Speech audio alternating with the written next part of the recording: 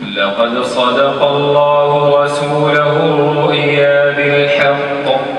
لتدخلن المسجد الحرام إن شاء الله آمنين لتدخلن المسجد الحرام إن شاء الله آمنين محلقين رؤوسكم ومقصرين لا تخافون فعلم ما لم تعلموا فجعل من دون ذلك فتحا قريبا هو الذي أرسل رسوله بالهدى ودين الحق ليظهره على الدين كله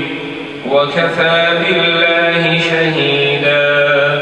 محمد رسول الله والذين معه أشداء على الكفار رحماء بينهم تراهم ركعا سجدا يبتغون فضلا من الله ورضوانا سيماهم في وجوههم من أثر السجود ذلك مثلهم في التوراة ومثلهم في الإنجيل كزرع أخرج شطأه فآزره فاستغلظ فاستوى على سوقه يعجب الزراع